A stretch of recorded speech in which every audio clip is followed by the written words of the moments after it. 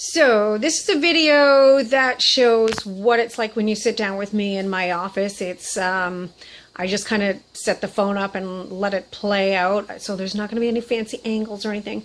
So it's going to go through how we start, what happens in the center of your reading, how I make sure to hit a few key points with you. We hit past.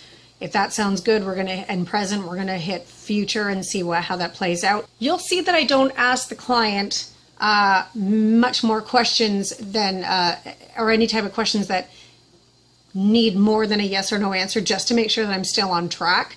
And then at the end, I'll usually ask, did that all make sense? And I always offer a follow-up email to my live in-person readings.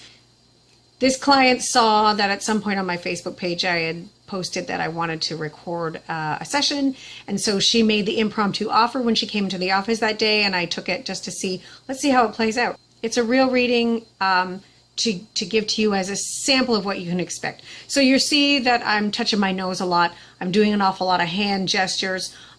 When I make this gesture, or this gesture, it means I'm getting voices talking right in my ear, but a whole lot of it, it's hard to catch because of the angle. Anyway, here's the reading.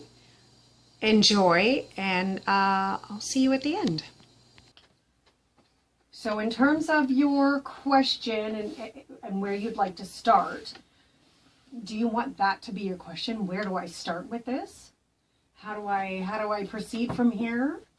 Or do you want to focus on one issue in particular, and what do I do with that issue? Yeah. Okay, hold that issue in your head. Pretend we've had all the gossip about this one thing. So the question is, like, what do I do with this? Where do I go from here with this issue? How do I solve this issue? Any of those ringing, like, sounding good, or just tell me what's most important to know about this issue? Yes. Okay, tell me what's most important to know about this. Because I'm using a Celtic cross spread, it's going to give you anyway the ideal place for you to be within it and what that outcome is. So, hang on to that. My hands are sweating. That's all right. Yeah. What do? What is that? Hello. I'm going to leave that there for a minute. What do I do with this? Okay, so with this deck, wherever it feels good, it does not have to be in half. You're going to cut that deck. They don't slide out of my hand.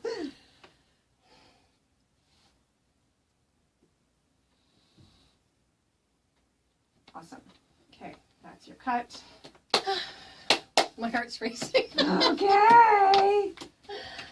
All right. I'm so hoping this makes sense for you. Okay. This was the card that flew out. I'm just going to kind of leave it there. All right. So we are thinking about this one particular situation in your head. I'm going to tell you some things that you should already know about this situation. If it doesn't sound like this situation, we're going to start over. Okay, in the past when it came to this, are you okay? I'm getting my glasses. Oh! I didn't want to disturb you. I know it's distracting. Sorry. No, it's good. Okay, in the past with this, you had,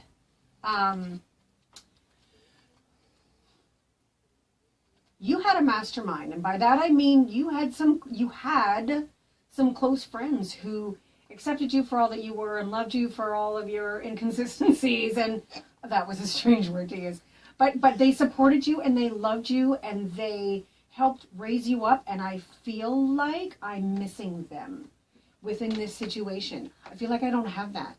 I don't have that support right now within this situation. What you have learned so far in this situation, and what your skills that have come from this situation are the Page of Swords. So that talks to me about feeling like you've had to forge ahead even if you didn't have much rational stuff to deal with this situation. You just had to keep going. I often the Page of Swords talks to me about somebody who it feels brand new at something, feels a little bit inept, but is forced to just carry on, or they feel forced. They feel the responsibility to carry on, and just hope to heck that they learn something as they go with this situation. So it's a funny card to have as your skill set that you bring forward in this, because it talks a little bit about, I mean, with every court card I get, there's positive attributes and there's negative attributes. And so positively expressed, this is somebody who's just is eager to just go get it, eager to just make it happen, eager to just forge ahead. Negatively expressed, this is characteristics like, I'm just cutting all over the place without really kind of thinking too far ahead. I'm really not quite sure what to do with this card here in this position. So I'm going to move on and we'll see how it tries to make itself make sense. Inside your quiet, private self, when it comes to the situation, I feel like you have a personal optimism that you have to keep inside. So when I see the Ace of Pentacles sat here, it talks about, I'm ready for new beginnings. I'm ready for new abundance. I'm ready to feel optimistic for what could come next. I feel like this card tells me that what's happening in your environment is we're stuck. There's no safe place to move. It feels like there's no way out of it. It feels like every path looks dangerous. Again, it's a sword card. It's the Nine of Swords. And so for me, often when I look at the environment card and what the environment is giving us, I want to look at the lesson that it's trying to teach us. And this talks about how you are using or trying to use your rational mind to make the lists and figure it out to try to land in safety. Okay, so does that make sense with this situation at all? If it doesn't, you can say no, and we pick a new deck and we start over. Okay. Okay, so from here I've got the Eternal Earworm. So when I say earworm, it's like the annoying lyric that gets stuck in your head and continues and it blocks everything out. So the King of Cups is sat here, and the King of Cups talks to me about emotions. It talks to me about being heightened emotionally. If I'm talking about somebody else, it talks about somebody else who has emotional sway over me.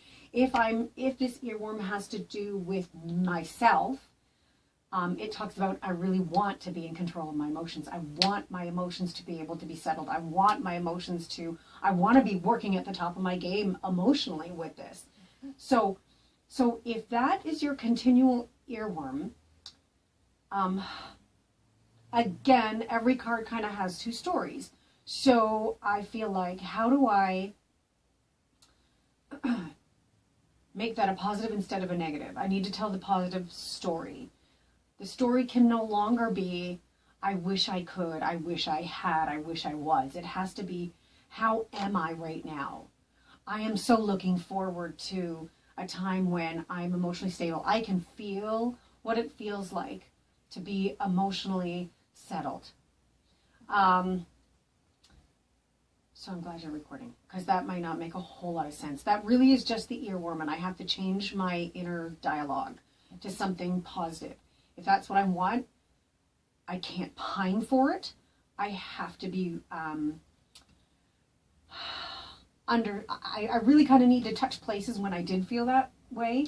And a little trick that I use is I will go forward into my future and talk to myself when I'm completely settled and happy and immerse myself in that. Instead of pining for it, I wish I had.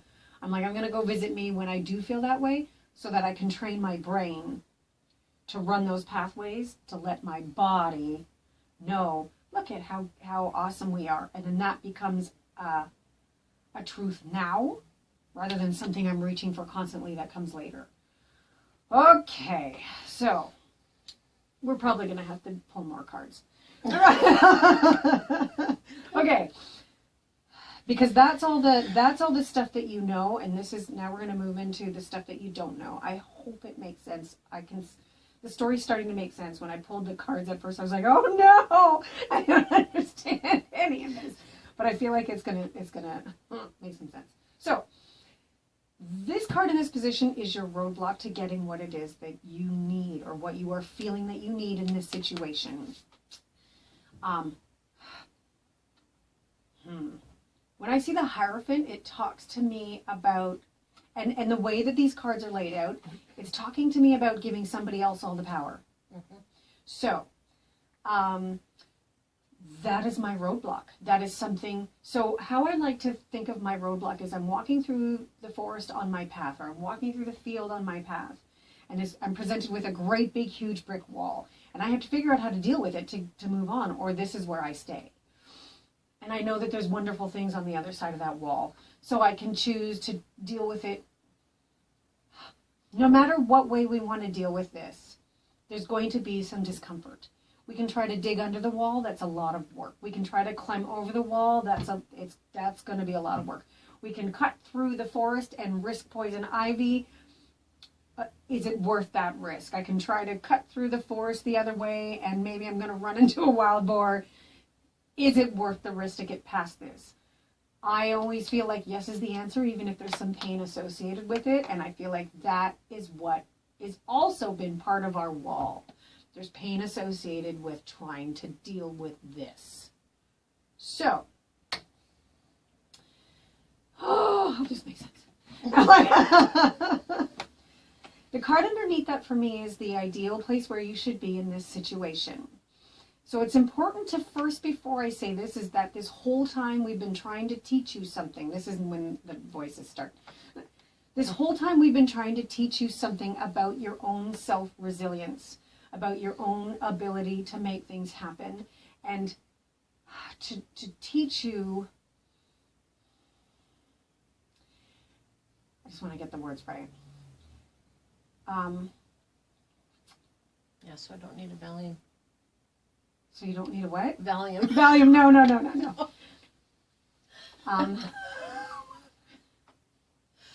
We are trying to get you to a place, and this is going to sound a little bit weird, where, oh my God, you are feeling others' pain because of this situation.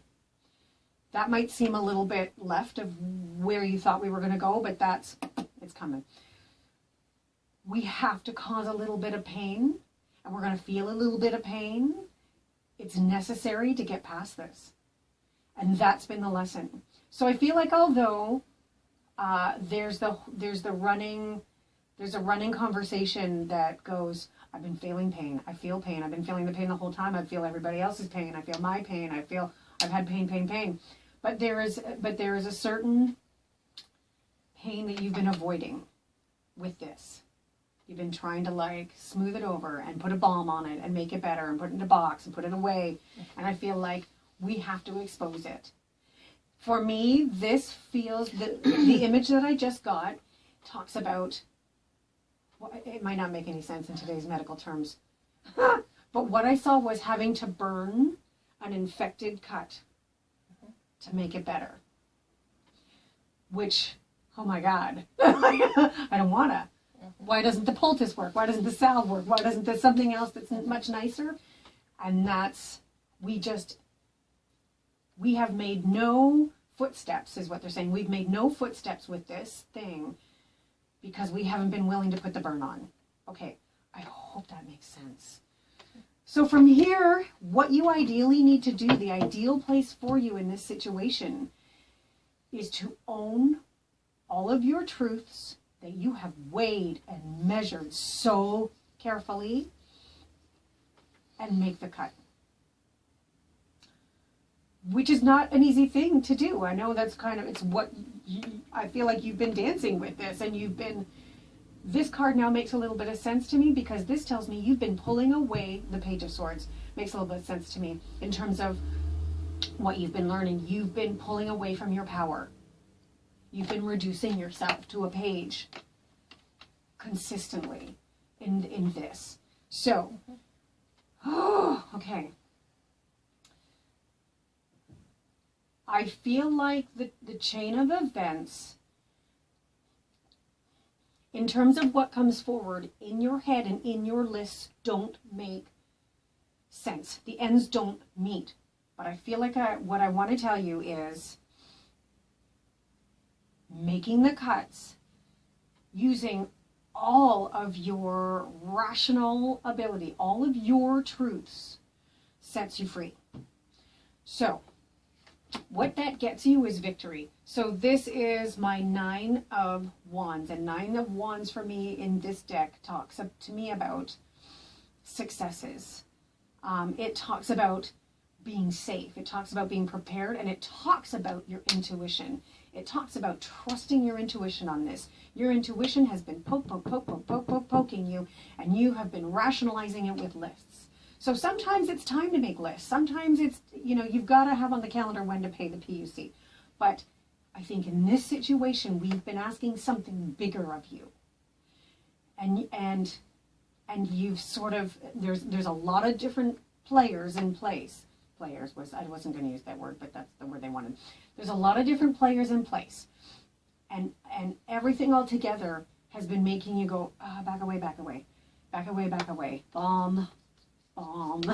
So, making the cut puts you in a place where, believe it or not, you are safe. Because what comes of that is some personal security. What comes of that is, so what I just saw was kind of rolling a stone down a hill and it picking up what it needs on the way. I don't know if that makes sense entirely, but I feel like once you get momentum, I feel like that's what they're trying to say. Once you get momentum, you start rolling with it. And then you have room for other things in your life because suddenly your walls are down, your gates are down, all your shields are, you are free. So, where do I go from here? So this card says what we learn from this and what we gain in terms of using for skills. And are able to move going forward after this all plays itself out. The 3 of Swords talks about having to make heavy decisions that we understand are rational, even though they're all mixed up in emotions and heart space stuff. Not easy decisions, but completely necessary. And I can see the difference. After this plays itself out, you'll be able to see the difference more clearly and be able to make decisions for yourself easier and easier and easier. So, the card that skipped out when I was shuffling, for me, that always says to me the card wants to be seen, but it becomes kind of it ties it all together. It ends up tying it all together, so I usually never touch it until the very last. The Ace of Cups talks about getting your brand new beginnings emotionally. For me, even though money might be a thing, money might be a concern in this equation, what's more important is what are you doing to your physical self with this? So, carrying through, being brave. There's more than just bravery in this, though. It's about being. It's more than being strong. It's more than being brave. It's more than kind of plowing forth in the way which we have. This is about being creating a consistency for yourself. But it's going to take a little bit of time to let me get it. It's about thriving in the chaos for you that is going around. You feeling, I feel completely settled and calm and like I got this, even though it might be all hitting the fan around me. So, the Ace of Cups, I didn't touch a card. The Ace of Cups talks about making your way to, it's like the back path to what your goal is in terms of being emotionally settled, being emotionally stable, being emotionally in control of this all kind of has to play out, and because we've been avoiding it, we haven't been getting what we need because that's been the path all along. So the last card that I didn't touch is the Four of Coins. And the Four of Coins says, the Four of Coins talks to me about healing with money and abundance. It talks to me about being stable with money. It talks about having enough, having what I need when it comes to coins. So again, it feels like if your concern and all your rational lists have had to do with that money, the money, stability, am I going to be safe? Am I going to blah, blah, blah, blah, blah with this? Again, I feel like we have to look away from it a little bit. And really, this whole thing feels like it comes down to what's really important. Yes, I need to be clothed and fed and eat and all, whatever that is.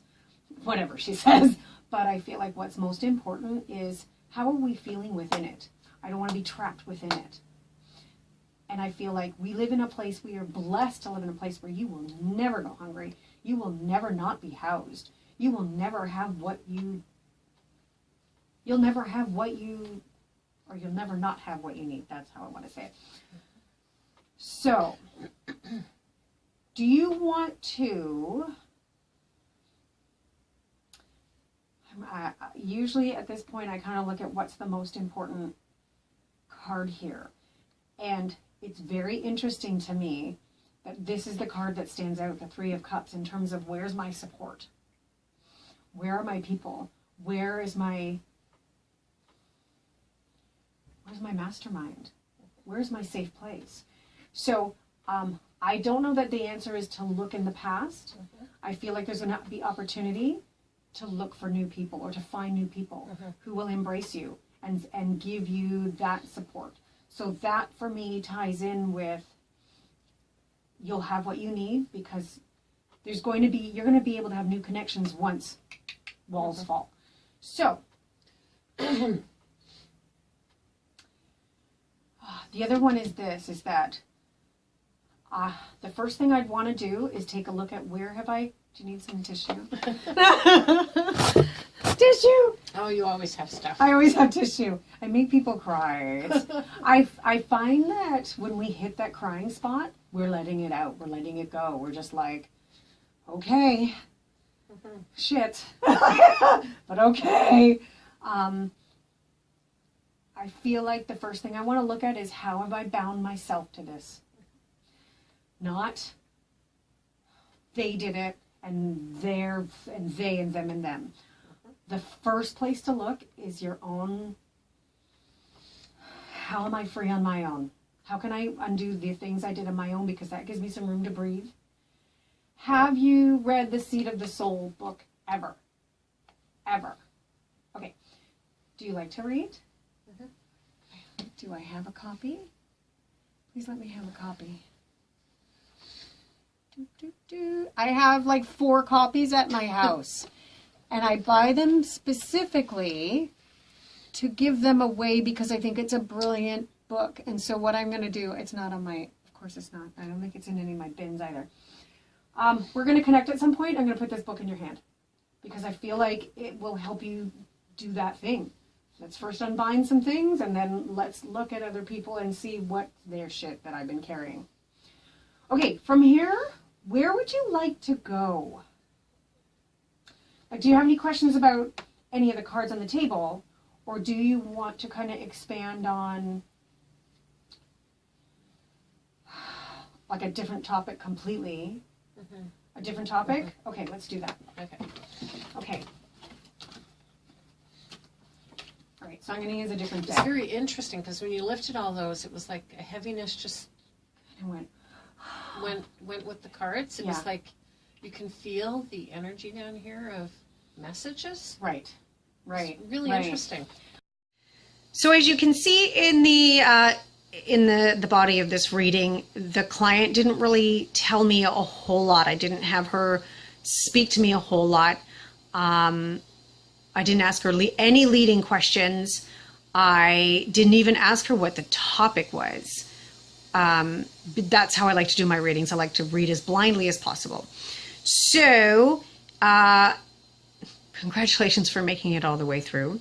You can share your thoughts if you'd like to on the reading. Also, if you'd like to book a reading with me in person, you can do that at my website. And the other thing you can do through the website is book a reading over the phone. We can do it over the phone. So I'll log on to the system and we can set up a time if you'd like, or you can catch me on the fly or by chance if you don't live locally to me or you just can't make the drive to where I am.